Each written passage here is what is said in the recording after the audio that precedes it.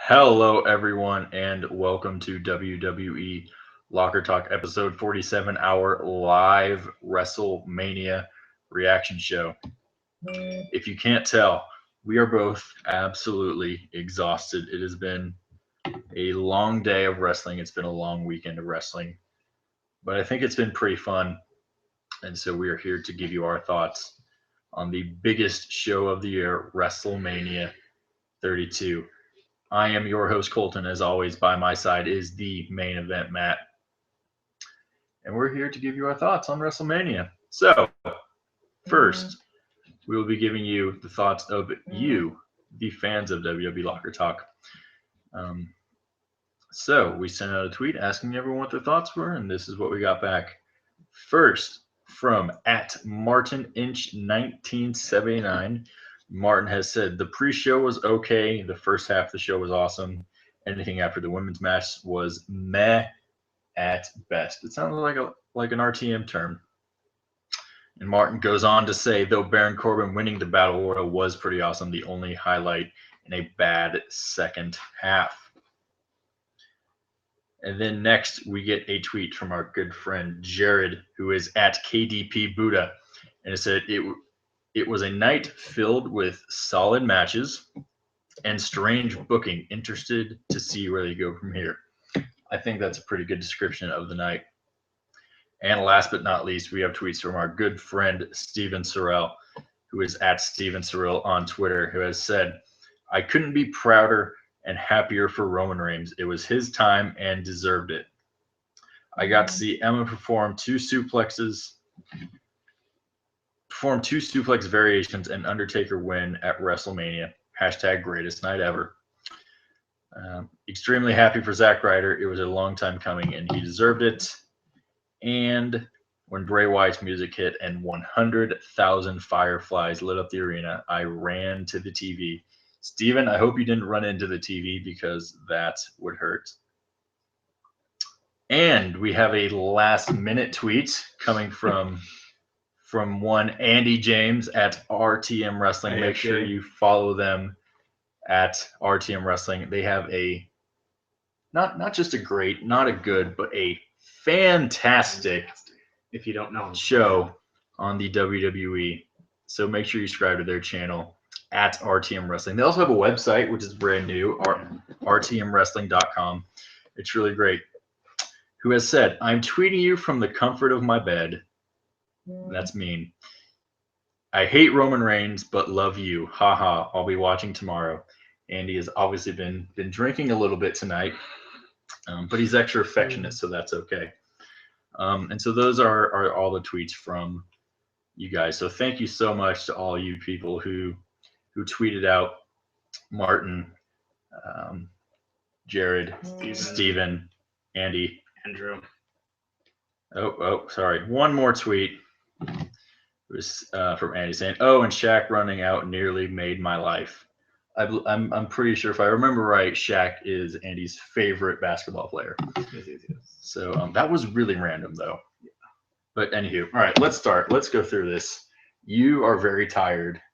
You have a sick puppy you have to deal with all night. I'm very tired. I have to wake up at like 5:30 in the morning and go to class because I'm stupid and studious for whatever reason. And so the first match of the night is the United States Championship match between Kalisto and Ryback. It's going to be a little difficult, I think, to remember all the stuff that happened in these matches. So we're going to give our best shot. I think what we both commented on this match was that it was a really good match from Ryback. It was a lot better than other Ryback matches that I've seen. So I thought he stepped up. Kalisto got the win, as he rightfully should. And I really like the Michinoku driver, the modified Michinoku driver, as mentioned by the great Mauro Ranallo. And yeah, I thought it was a good match for a Ryback match. What did you think? I know you're not really. I think it was Ryback's best match to date. Yeah. He did a really good job. I think it was funny that there was like maybe 1,000 people in there when they put this show on. Yeah. Not a lot to comment on that. The next match, speaking of not a lot of people in this, in the arena at the time. The next match was Team Total Divas against Team Bad. And I think if there were more than 5,000 or whatever people who were in the arena at that time, Eva Marie would have got a much louder boo. She got booed very loudly, but I think it would have been a lot better if there were 100,000 people in there at the time. But Team Total Divas gets the win. Brie using, did she use the Yes Lock to win? Paying homage to Daniel Bryan. Oh yeah, because I mentioned how it was not Daniel Bryan who won. And then Nikki comes out wearing a neck brace and wrestling gear because yeah, that makes a lot of sense. Why don't you just stay in your street clothes and wear your neck brace? Because that seems a lot easier. Um, I don't know, comments on this match. I thought it was a better match than I thought it would be. They kind of kept Paige and Natalia and Emma and the better workers in the match longer, I thought. So that was really good. As Steven said, he got to see Emma work in the match, so that's really big for her. We saw Lana wrestle for the first time. She didn't do a whole lot. She did a couple of kicks. And what on earth was she wearing? Like just this weird purple one piece and onesie. I I didn't like it personally. From what I saw on Twitter, a lot of people really liked it, but I thought it was just kind of weird. It didn't seem like great wrestling attire, but that's just me. Um, yeah, you have any thoughts on this match? The pre-show match, I thought they did a good job of picking the pre-show matches as the matches that didn't really matter at all. Well, Lana broke accent when she screamed out a couple times. I think the standout from this match is probably Naomi. She's in there a lot, and she really showed off her athleticism, kicks, this, that. And I think Eva Marie did some solid moves. She didn't really botch anything. She took some bumps and got out of there. That's the good thing. They got her out of there, which was smart. All right, moving on. The Usos against the Dudleys. Another match that doesn't really matter. It wasn't a great match. It wasn't a terrible match. It was pretty short. I think it was around 5 minutes. The Usos get the win and put the Dudleys through a table while boos rain down from the heavens. I think the crowd was definitely behind the Dudleys and they didn't want to see them get put through the table, or at least they didn't want to see the Usos put them through a table. Because at this point, I'm not sure who is a fan of the Usos, but it's definitely nobody in Dallas. It's nobody here on this couch, I don't think. So yeah, this match. Any comments? There's not much to talk about, really. With this match, I had a thought and it's gone. It has escaped me. It's getting late. That's how important it is. Yeah, it is really late. I would hate to be someone who drove to the stadium today and now has to sit in traffic for a few hours to wait to get home or back to the hotel room or what have you. Yeah, I don't know. Not fun. It wasn't a whole lot of spots. No one was really cheering anything here. No, not a lot of people in the arena yet, so I think that had a big impact on it. So yeah, that was the pre-show. We get to WrestleMania, the big show, pun intended. And so we start off with the Intercontinental Championship ladder match where you had Kevin Owens and Dolph Ziggler and Sami Zayn and Zack Ryder and Sin Cara and Stardust and The Miz. And I thought the match started out a little slow, but I think it definitely picked up with time. I think this might have been my favorite match for a couple reasons. I think it might be a close tie. Some things that stuck out. The crowd went crazy for Sami Zayn. The crowd went crazy for Kevin Owens. They went crazy when Kevin Owens and Sami Zayn locked up. And so I hope Vince was listening that that's what people want to see. And hopefully we'll be getting that for a while to come now. Really liked Stardust's tribute to Dusty Rhodes, the polka dot ladder, the polka dot tights. Really good to see, and paid homage to his father and one of the absolute great legends of this business. Are you okay? Mm-hmm. Okay.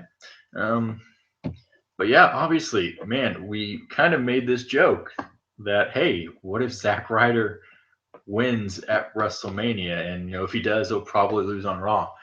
But he did it. Like, Zack Ryder got his WrestleMania moment. He won the match. And really, this is one of my favorite moments that I can remember in recent wrestling history. I mean, because we all know the story of Zack Ryder. He built himself up. He made himself into a star through his Z True Long Island Story show, and he made himself a star. And he was a star for a bit, and then they just kind of pushed Zack to the side. They kind of pushed him off the stage, quite literally, by Kane. And his only WrestleMania moment to date was getting kicked below the belt by was it Eve Torres, I believe, something like that. So one, and it was just cool to see Zack Ryder get his entrance, full decked out new gear and stuff. It was really great to see, but for him to actually win it, it was amazing. I think that was WWE saying, hey, we understand we kind of messed up with you. We should have done more.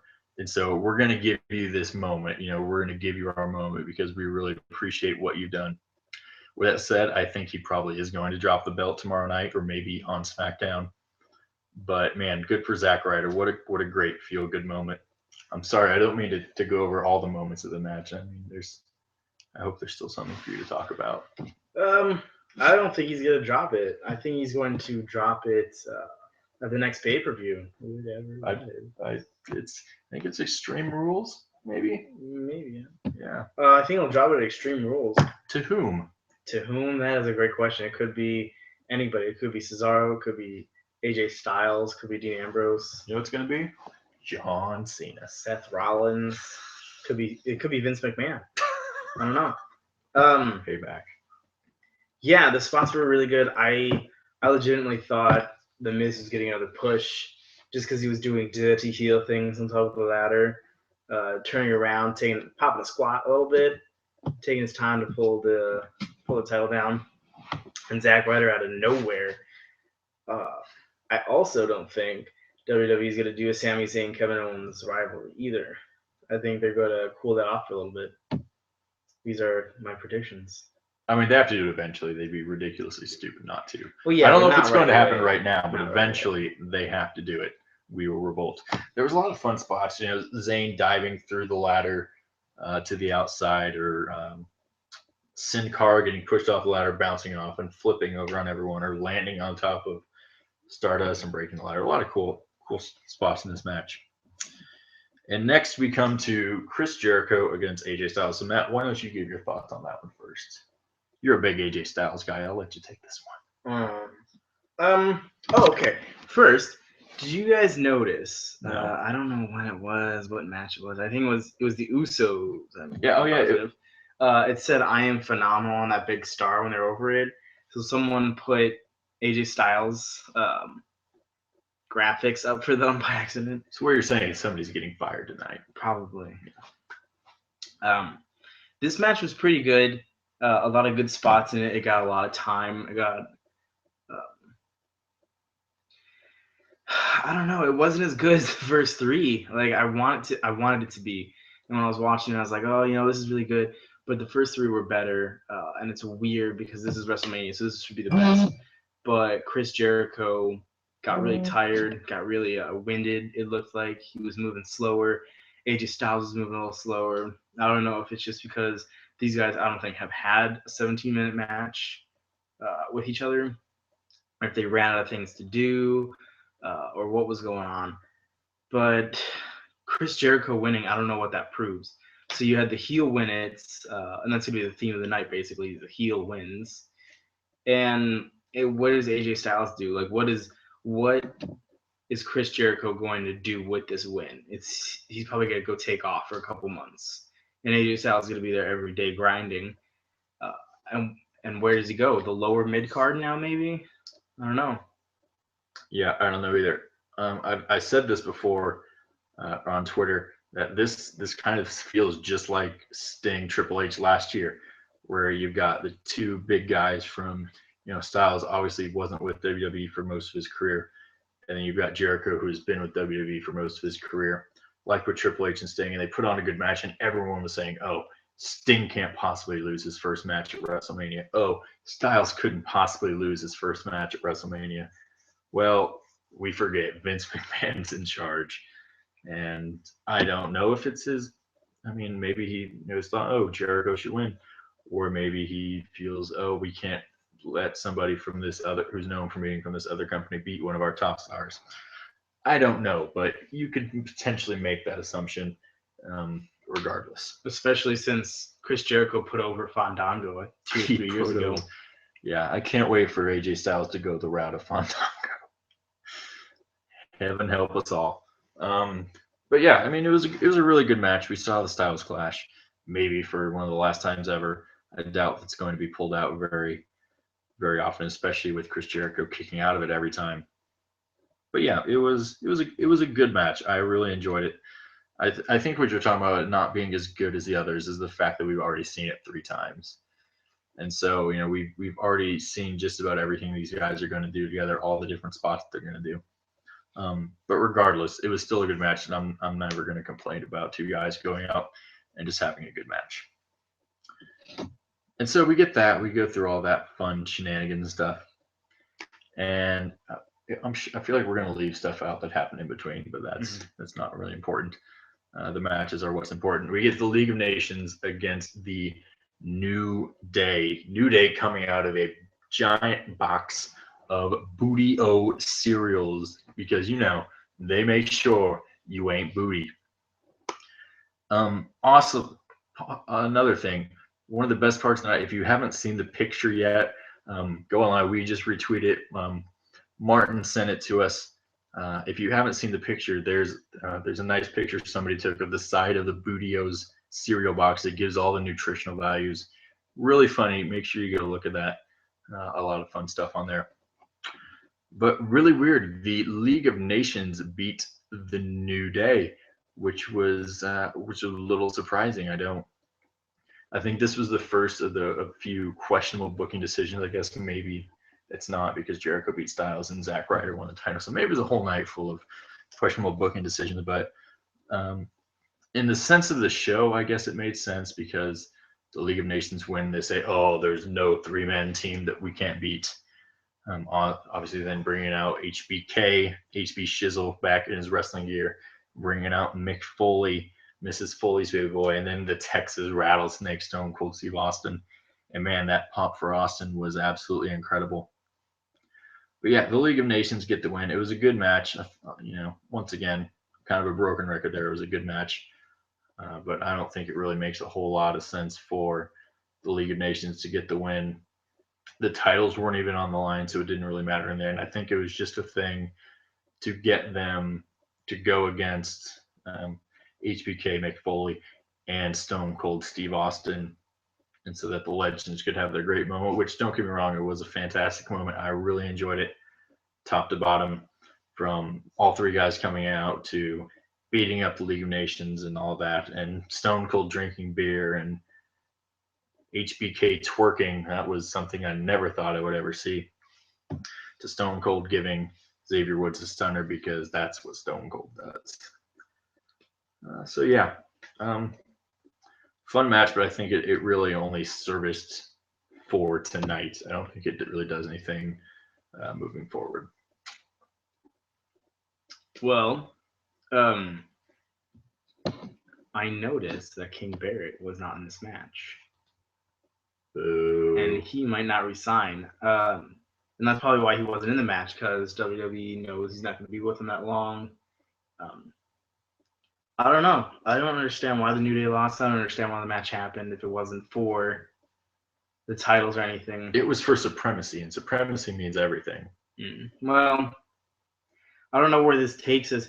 There's a lot of these things with like who lost, who won with almost every match. I don't know what's going to happen tomorrow. Like what's supposed to happen tomorrow. That might be good. That might be a good thing. Yeah, like who's returning, where feuds are going, because I don't think we have any standing feuds anymore. I think they all kind of wrapped up at WrestleMania. So it's like a new chapter of a book, or a new book altogether, really. I like books. So we're going to get some new stuff. We're going to get some new stuff going. We're going to churn it out with a little Antonio Cesaro main event player. Churning, yeah. The League of Nations picked up the win here, and supremacy. I don't know. There was no spots. There was no spots that were memorable in this match for me. I mean, their hair was kind of the big spot. The whole Xavier doing the Dragon Ball Z thing, the golden unicorn horns. I don't know. Also, so you got Shawn Michaels coming in from Texas. You got Stone Cold Steve Austin coming in from Texas. and you have Mick Foley coming from, I want to say he's from Ohio. New York. He has an Ohio body. Okay, so he's from He New is York. looking great though. You have to admit, Mick Foley looks really, really Yeah, good yeah. compared to that what he DDT has. yoga is really paying off. Bang. We'll get to him. Yeah, and there were some other people from Texas you could have brought in. You could have even brought JBL in from the announce table. He is the longest reigning SmackDown World Heavyweight Champion. So I mean that could have been a small pop. You could have brought anyone. I feel like there's a few older. Stan Hansen. Stan Hansen. That's the one I was thinking of. I just don't want to say it. That would have been fun. Bringing 3 people from Texas, it would have been an even bigger pop. But Mick Foley is always there, it seems, and whenever they need him, he's out there doing something. So right here in Dallas, Texas. Except that's not where we're at. But anywho, yeah, go to the next match. Keep going. Okay. You're doing good. Okay. Well, which brings us to the next match, which we thought was going to be an amazing match. Snowhole Barge Street Fight, Brock Lesnar with Paul Heyman against Dean Ambrose. And this match, I feel like fell flat on its face a little bit Dean Ambrose had a lot of good parts in there, smacking him with the kendo stick hard. You could really see he was going to town. And after the first 2 minutes, Brock Lesnar had red welts everywhere on him. There was a few botched moves with a pile of chairs that I felt like they were supposed to hit. Brock Lesnar once just landing on the chairs himself. That was kind of funny. I laughed at that. He did send Dean German suplex on the pile of chairs, and that was a great spot for him. Shows his toughness, but no one bled. No one did any real damage. There was no extreme moments of someone ripping out the outside to expose the concrete or anything like that. There was. It just didn't feel like a hardcore match. It just felt like 2 guys kind of going a little further than the PG, and I feel like it was just lackluster. Like the whole card, decent, would have been great in any other pay-per-view, but since it's WrestleMania, you gotta up the ante more. And once again, the smart booking decision is not the one they went with. So I don't know where this leaves Dean Ambrose after 2 consecutive losses. Yeah, I don't know if they just want to make Brock Lesnar continue to look that strong, or if it's that they really don't trust Dean Ambrose to be that top main event guy, because beating Brock Lesnar at WrestleMania would have shot Dean Ambrose even higher than what he already was. A little fun thing we noticed, I liked how Dean Ambrose was wearing a Suplex City shirt with his logo imprinted over top. That was just a fun little thing that he was doing. I mean, it's like you said, it's not that it was a bad match, because it was a good match. There were some hard-hitting moments. But, man, I think the ending just fell flat. It kind of ended a little early. I thought it could have went on a little bit longer. It's clocked a little under 13 minutes, but we had to save room for The Rock to do his blowtorch thing for 5 minutes on the ramp. But yeah, I agree. I like Dean Ambrose. Don't get me wrong, but I'm not one of those huge Dean Ambrose fans like you are. Don't get me wrong. He's still one of my favorite guys, but he's not my top guy. But like I said, unless they just don't see him as one of the main event players, I still think he should have won this match. It could have done wonders for his career, beating a guy like Brock Lesnar at WrestleMania. Beating the one in now 23 and 1. But yeah, I just think that was just a bit of a lost opportunity there for Dean Ambrose. But like you said, I'm kind of interested to see where they go from here. We're gonna have all new feuds, and so they're gonna make us tune in to Raw tomorrow night. So good for them. It's either that or watch the national championship game tomorrow. Let's go Tar Heels. That's all I'm gonna say about that. We move into the triple threat match for the not Divas Championship, the newly Wikipedia says reactivated. I don't know what the right term is, but for the Women's Championship. And let's talk about that title belt for a second. It's better than the butterfly belt. I think we can both agree on that. I like it. It's a really, really good looking belt. I don't love it because I'm not sure if it really fits the women. That's a huge title belt. I think it's the same size as the world heavyweight title. And on Sasha Banks, that thing's going to look ginormous. Like it's going to be huge. Like when a small guy wins the big gold belt, it just looks abnormally huge. Mhm. I mean, don't get me wrong, it looks good, but then again, at the same time, it looks just like a version of the WWE title, but red and white because women, I guess. I don't know. I don't know. I love red and white, but I don't know. And so, I said that's what I thought. Do you want to give your thoughts on the bill? I think they're probably the same thing. You know what? To be honest with you, when I saw it, I immediately thought it's a customized belt for Seth Rollins, because Seth Rollins used to come out in the white gear, and I imagine his favorite color is red. Yeah, I don't know. Could be. He's a Hawkeye, so maybe he's an Iowa State fan. Maybe he's a Cyclone fan. Who knows? I'm just kidding. Nobody in Iowa is an Iowa State fan except for people actually in Ames, Iowa. That's nobody knows what the heck I'm talking about unless you're from Iowa, because nobody outside of Iowa knows anything about Iowa other than corn. I'm going to stop saying Iowa now. We're going to get back to this triple threat match, which I said had a really good chance to steal the show. And for the 99.9% of this match, to me, this was the best match on the card. These three women went out there and showed why they are in the new women's championship match, why they are the best in the business.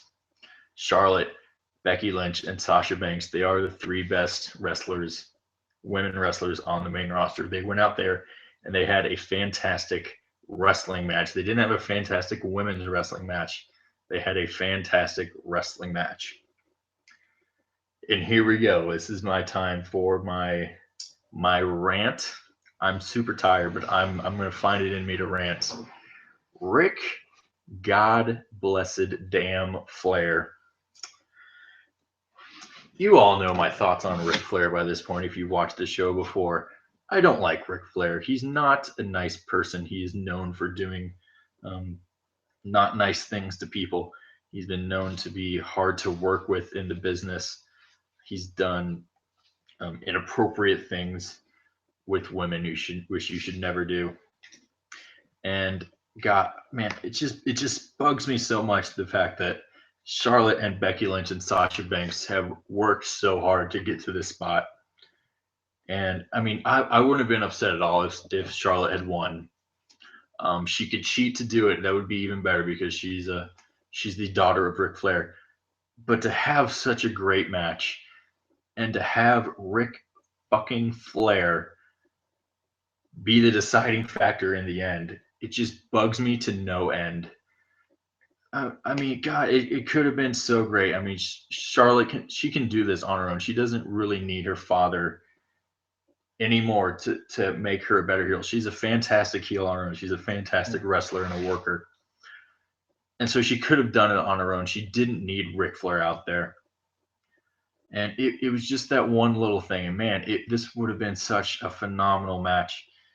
And if I just go back and watch all of that match except for the end, it's absolutely amazing. But it just bugs me to my core that they had to use Ric Flair to get Charlotte the win when I feel that she could easily do it herself. And it would prove a heck of a lot more for women. It would prove a heck of a lot more for Charlotte, and it would even prove a lot more for Becky Lynch and Sasha Banks that they could go out there and they could do it all on their own. But no, you got to put Ric frickin' Flair out there to just ruin everything.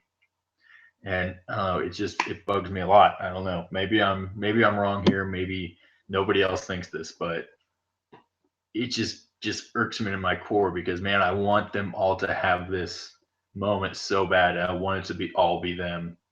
And it wasn't. It was Ric Flair. And that's wrong. But yeah.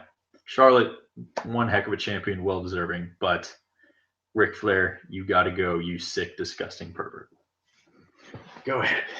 I was not upset by what happened because Charlotte is a heel, and that is a very dirty heel thing to do.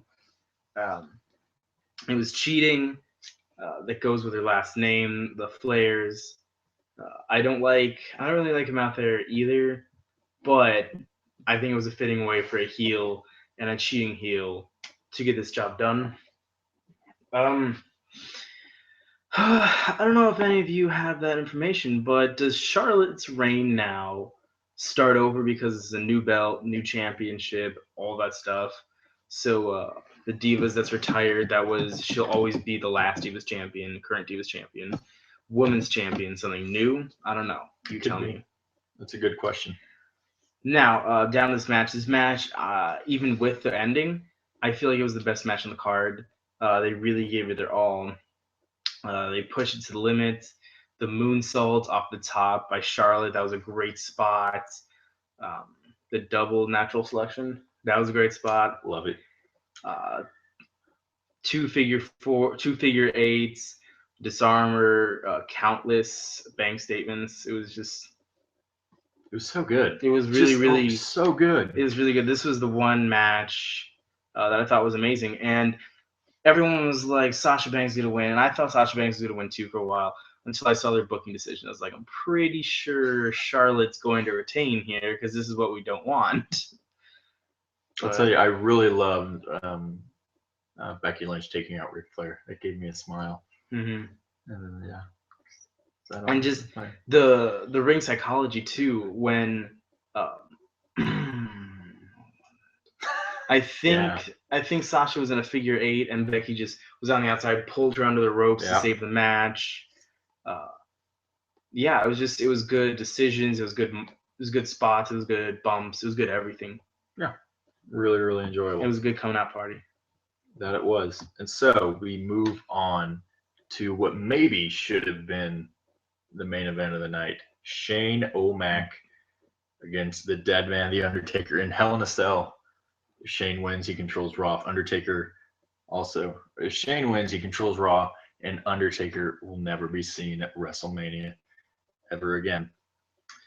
And man, this match was really weird to me. I don't think it was a bad match. I don't think it was a great match either. But it just seemed really weird to me. And I think that's from Shane McMahon was in control of most of the match. He was beating on the Undertaker. Undertaker got in. Like the only big spots from the beginning of the match that I remember from Taker were he did the choke slam onto the stairs. He did the last ride, but most of it was Shane beating on the Undertaker, which from a believability standpoint, if that's a word, I'm not sure if it is. If somebody would like to tell us if that's a word, please go ahead. It's just not very believable, man. I thought it almost made the Undertaker look weak. Like I think he should have got in a lot more offense than what he did. The most offense Taker got in was Shane screwing up, and we'll get to that. But I don't know. It was just, I mean, it was really weird. It was nice to see Shane McMahon back in the ring. That guy he might be the craziest McMahon. I don't know. That guy does some really crazy stuff, and we obviously saw that tonight. But I mean, the coast to coast, that was cool.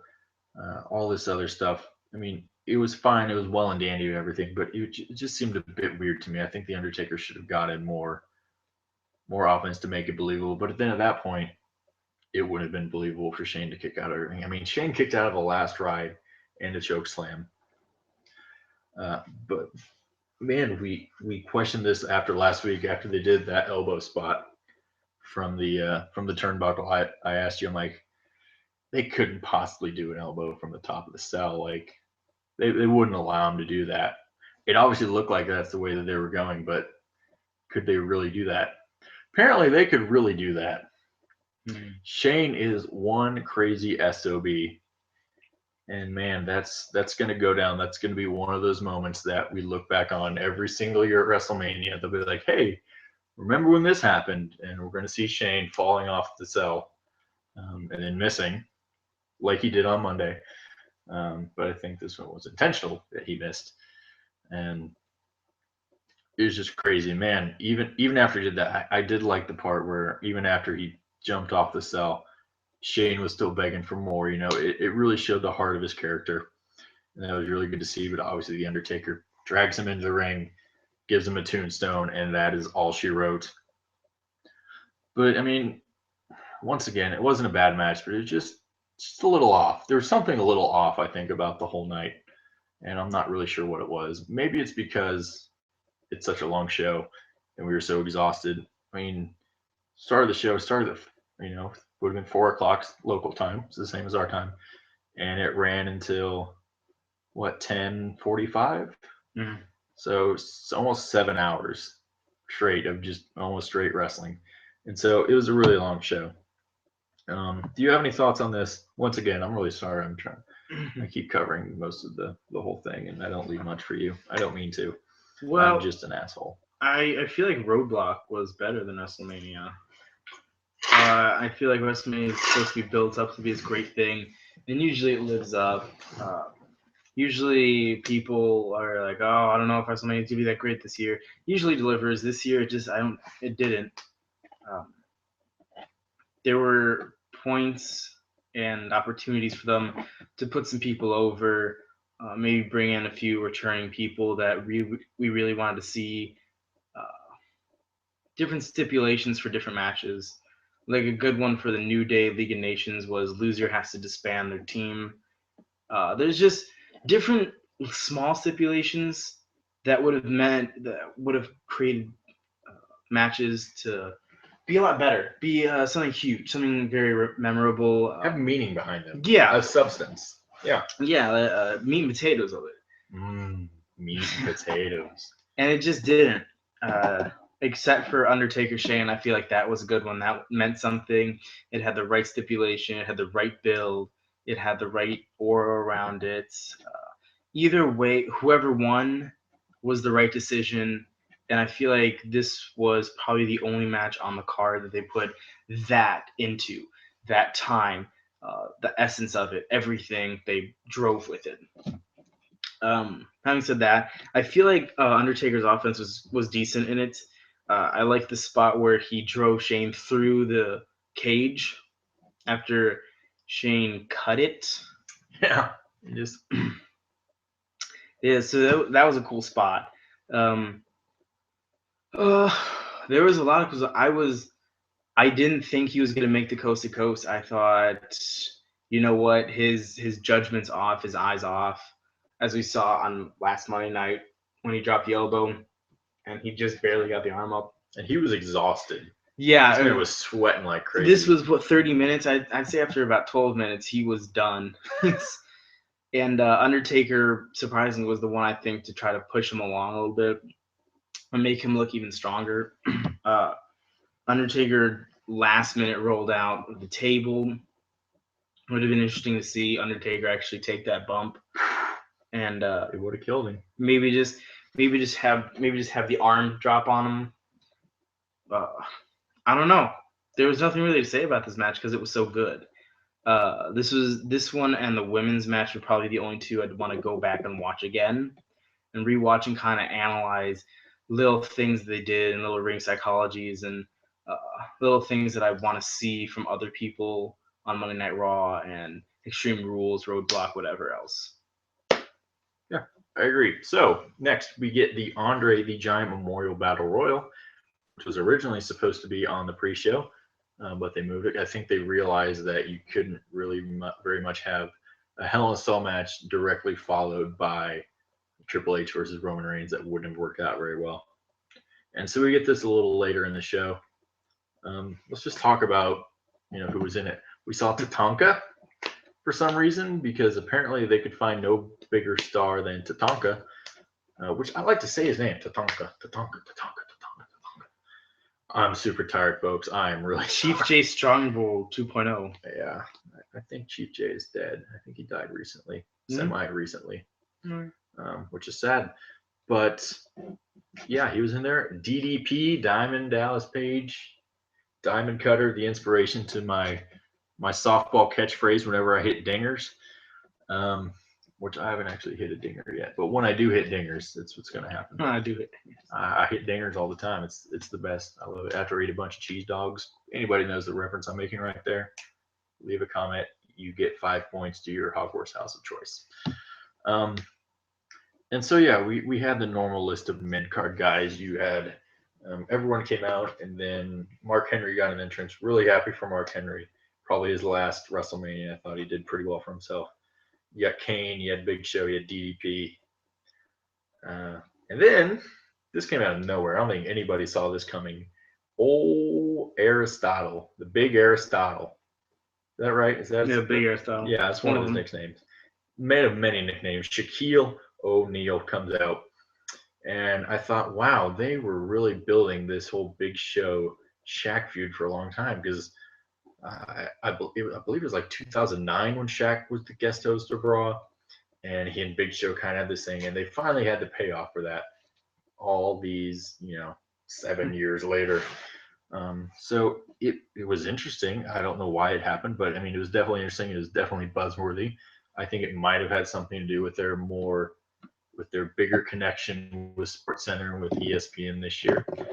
That totally just clicked in my head now. I definitely wasn't thinking that in the moment. But yeah, we had all these guys, and then we had heard rumors, and so I'm watching, looking at the guys coming. I'm like, oh, cool. There's Tyler Breeze with his.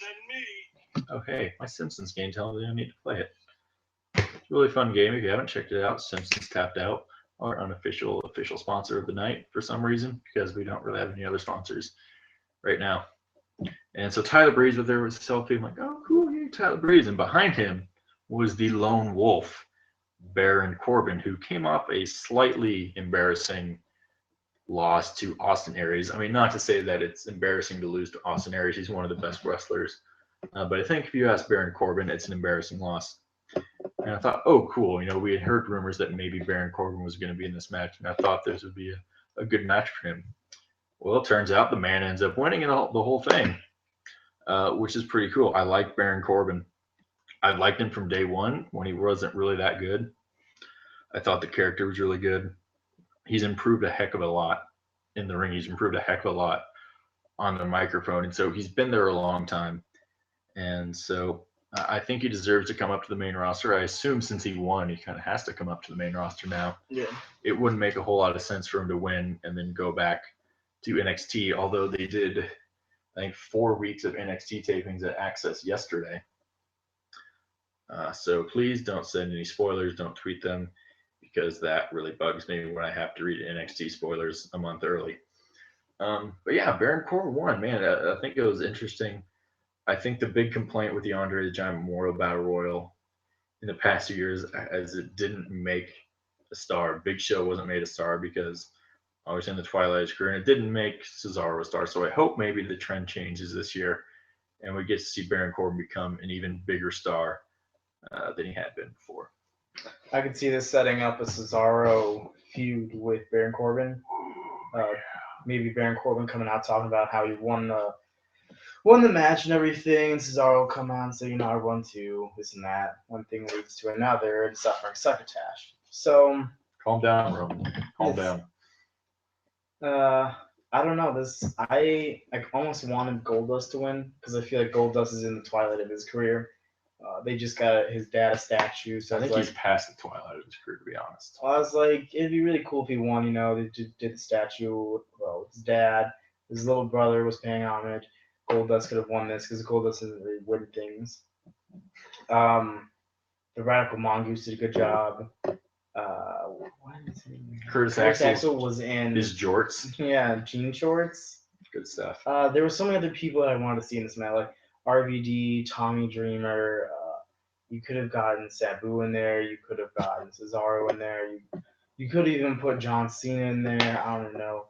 But John Cena is not cleared to wrestle, is he? You could have put Hornswoggle. There's just Byron Saxton.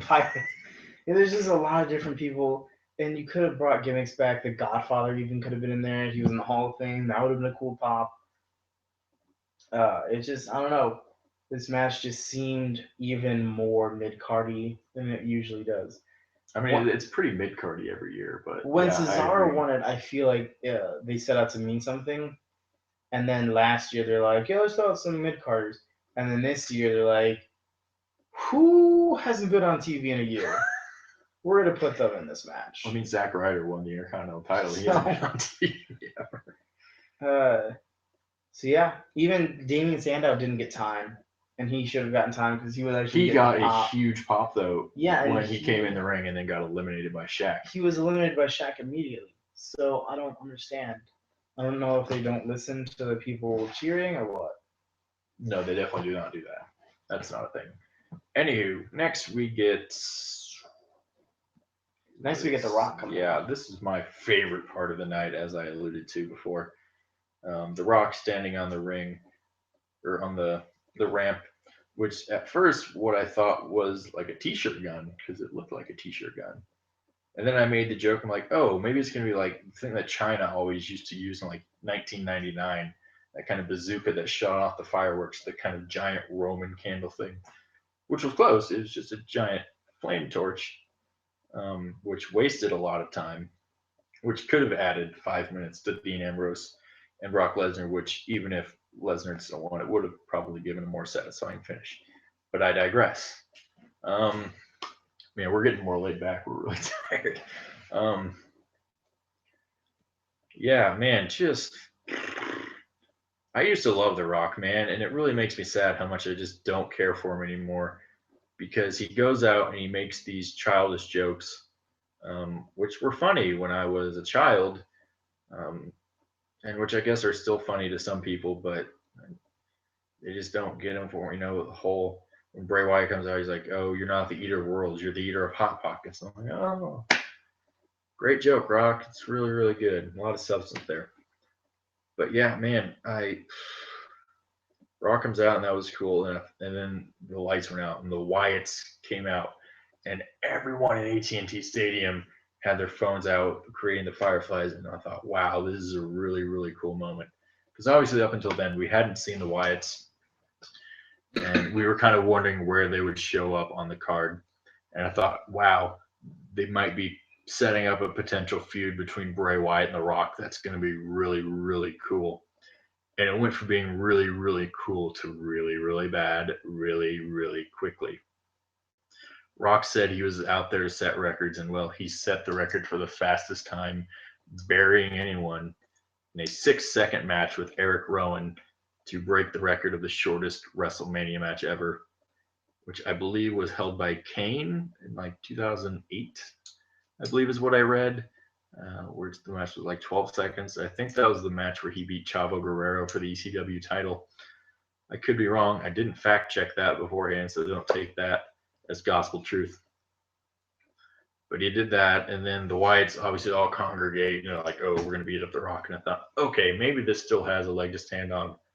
But then I thought, no, there's been this guy that's been rumored to come back from injury way too early than any human should ever come back from injury. And we haven't seen him yet. And boy, was I right. Super Cena comes out to save the day once again. And man, the crowd, they popped really, really hard for Cena for it being, a smart WrestleMania crowd. They got really excited for Cena. And don't get me wrong, I'm happy to see John Cena too. He does a really good part. He enhances the show a lot, no matter what show he's on. But man, then they just dismantled the Wyatts, and I thought it ruined any potency that the Wyatts had. They didn't have much. Honestly, they've been kind of limping. I don't know if we call this the finish line, but they're limp to the finish line. And I thought, man, maybe now they're getting a little bit reinvigorated. But every time we think that, they just get pushed down and they just got decimated by Rock and Cena. They just were kind of made to look like fools. And that makes me sad because I like the Wyatt family and I want to see them do good things. I want to see Bray Wyatt challenging for the title or something or anything. And I thought this set them back even farther than what they've already been set back. Yeah. I think Bray Wyatt needs to be on his own. I think the family might be pushing him down because they're like, oh, big guys, we got to make other people look strong. So you're going to take down the big guys, I believe Bray Wyatt was on his own in late 2014 when he feuded with Dean Ambrose. So we've seen he can do some incredible work on his own. He hasn't had a whole lot of time on his own. And I feel like guys like Braun Strowman can be released. Uh, Maybe take him off the air for a while, work on some moves with him. Uh, Eric Rowan can definitely hold his own in mid card. That'd be good. Feud with a couple guys. Feud with Kane. Feud with Baron Corbin. Feud with Cesaro. Any of these stronger guys in the mid card. But yeah, I don't. The Rock coming back was fine. I don't like him because I think he's very selfish. I agree. He's a selfish person, so I don't like that. Guys like Stone Cold, they're still in the business. They still plug the business a lot. They still, it's like Stone Cold has his own show. Mick Foley's there all the time. Shawn Michaels shows up to all these events and everything. But The Rock just kind of uses it as a paycheck here and there, almost like Brock Lesnar. What a dick. So there's that. And I believe wasn't the fastest WrestleMania match Daniel Bryan and Sheamus? No, that was the fastest world heavyweight title match. Oh, okay. Yeah. Well, either way, it was kind of stupid. And why wouldn't Bray Wyatt get in there? That's why I say he should be on his own. Because we've seen this a couple times in the past couple of months, where like with Brock Lesnar. Brock Lesnar was supposed to fight Bray Wyatt. Bray Wyatt sent in Luke Harper. So we need to see more of Bray Wyatt do actual stuff, wrestling, this and that, because we haven't really seen him wrestle in a while. And it's not now. like he can't wrestle. He's really good at He's it. really good. So I don't know what he's doing. Yeah. I mean, also, what was the point of The Rock now holding the record for the shortest match ever? Did anyone honestly know what the shortest match in WrestleMania history was before I even mentioned it? Because I didn't know what it was when The Rock broke the record. I just happened, when I looked it up, I saw that what the previous record was. And so it really does nothing for me. And speaking of things that do nothing for people, Roman Reigns coming up against the game Triple H. They Triple H once again had a really cool entrance. They tried really hard with Stephanie, who looked fabulous tonight. Good Lord. I hope she comes out wearing that every Monday night on Raw for the foreseeable future. Telling the crowd how they're the ones in charge and they control everything, trying to make it sound heel, which it was, but it was also really cool. She looked really cool. They had the people with the skulls or whatever that was holding the titles, and it all just looked really cool. And even if it didn't look cool, even if Triple H just walked out to his own music, it's still Triple H, and people are still going to cheer him. The guy who gave us Shinsuke Nakamura versus Sami Zayn ain't getting booed at WrestleMania. It's just not gonna happen. And so that comes, and he comes out. Reigns comes out. I thought the boos sounded subdued. I don't think that they were subdued. I think they probably either turned the microphones off or at least turned them down. But man, I'm not one of those people who just hates Roman Reigns. I like Roman Reigns. I think Roman Reigns is a star. I think he has all the tools. I think if he's given the right promo, he can do one heck of a promo. We've seen him do it before. We've even seen on Twitter, he's able to be witty and say stuff that actually makes him look cool instead of whatever this version of what they think is cool, but it's really not. He can wrestle a good match. He's done it before. He's had great matches with Big Show. He had a great match with Big Show last year, last man standing match. How is that possible? I don't know. He's had great matches with Daniel Bryan. He's had great matches with Sheamus. He's had great matches with Triple H. He has all the tools to be a star, but for whatever reason, and I think it's with the booking, he's not being cheered, and obviously something needs to be changed. I'm not going to boo Roman Reigns. I'm not going to hate him. He's not my favorite guy, but then again, I don't think it's his fault that, why he's being booed. I don't think he deserves to be booed, but that's just his lot in life right now. He's getting booed, and they need to do something. The last few WrestleManias, they've kind of gone back on what I guess the original plans are. I mean, WrestleMania 30, Daniel Bryan gets thrown in there and wins the title. A phenomenal moment. They went back last year. Reigns wasn't cutting it once again, and they throw Seth Rollins out there. Another great moment. But I think if you keep going back on what your original plans are, eventually your plans aren't going to mean anything ever. And so I did like that they stuck with the original plans. Roman Reigns standing tall at the end of WrestleMania, damn beat anyone who was cheering or booing. And honestly, I thought a lot more people were cheering him at the end than they were at the beginning of the match. Was that because he speared Stephanie McMahon and hit a woman? Could be. That's probably not a good reason to get cheered. Maybe they were just happy that the match was over and that they could finally go home after a 7 hour wrestling event and then several hours standing in line waiting to get into that uh, wrestling event. Because man, I can't imagine we're this tired. I can't imagine how tired people there are.